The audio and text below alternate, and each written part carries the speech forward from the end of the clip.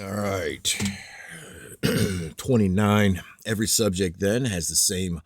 susceptibleness of ambiguity concerning which it may be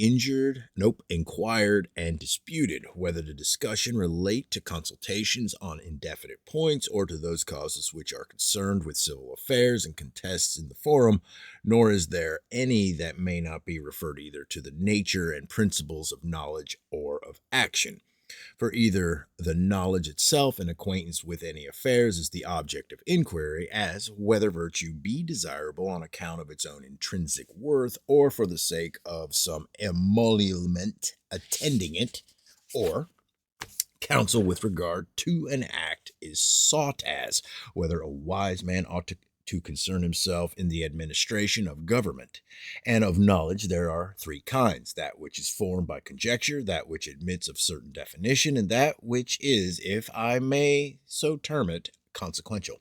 For whether there be anything in any other thing is inquired by conjecture, as whether there is wisdom in mankind. But what nature anything has, a definition explains, as if the inquiry be, what is wisdom? And consequential knowledge is the subject treated of, when the question is, what peculiarity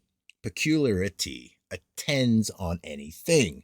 as whether it be the part of a good man to tell a falsehood on any occasion. But to conjecture they return again and divide it into four kinds. For the question is either what a thing is, as whether law among mankind is from nature or from opinions, or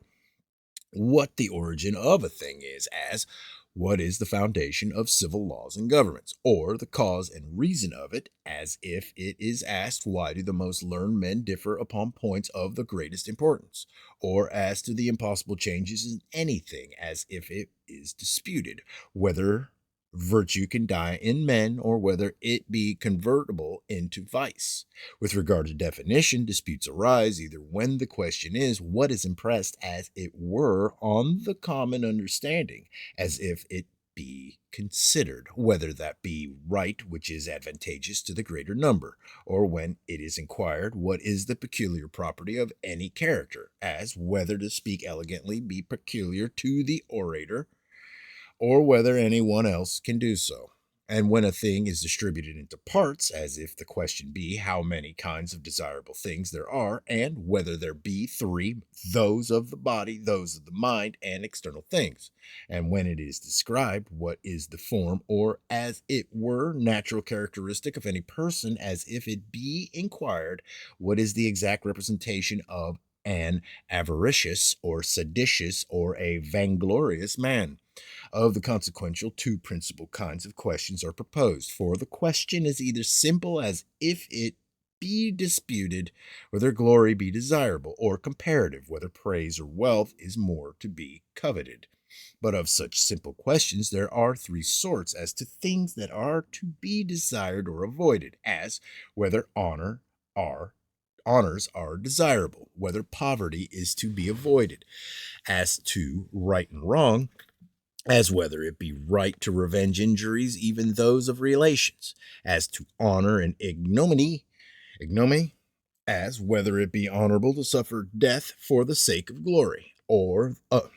of the comparative also there are two sorts: one, when the question is whether things are the same, or there be any difference betwixt them, as betwixt fear and reverence, a king and a tyrant, a flatterer and a friend; the other, when the inquiry is which of the two things is preferable, as whether wise men are led by the approbation of the most worthy, or by popular applause. Thus are the controversies which relate to knowledge described for the most part by men of the greatest learning.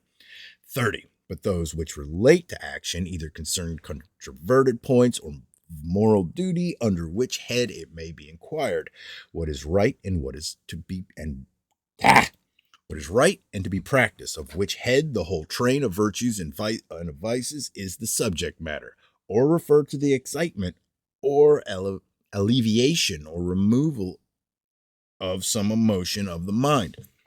Under this head are included exhortation, reproof, consolation, compassion, and all that either gives impulse to any emotion of the mind, or if it is so happen mitigates it. Yeah. These kinds, then, and modes of all questions being explained, it is of no consequence if the partition of Antonius in any particular disagrees with my division, for there are the same parts in both our dissertations, though divided and distributed by me a little otherwise than by him. Now I will proceed to the sequel and recall myself to my appointed task and business, for the arguments for every kind of question are to be drawn from those commonplaces which Antonius enumerated, but some commonplaces will be more adapted to some kinds than to others, concerning which there are concerning which there is no necessity for me to speak, not because it is a matter of any great length, but of sufficient perspicuity. Those speeches, then, are the most ornate which spread over the widest field, and from some private and single question apply and direct themselves to show the nature of such questions in general, so that the audience, from understanding its nature and kind and whole bearing, may determine as to particular individuals and as to all suits, criminal and civil. Antonius has encouraged you, young men, to perseverance in this exercise, and intimated that you were to be conducted by degrees from small and confined questions to all the power and varieties of argument. Such qualifications are not to be gained from a few small treatises, as they have imagined who have written on the art of speaking, nor are they work merely from the Tusculan villa, or from a morning walk and afternoon sitting, such as those of ours. For we have not only to point and fashion the tongue, but have to store the mind with the sweetness, abundance, and variety of most important and numerous subjects.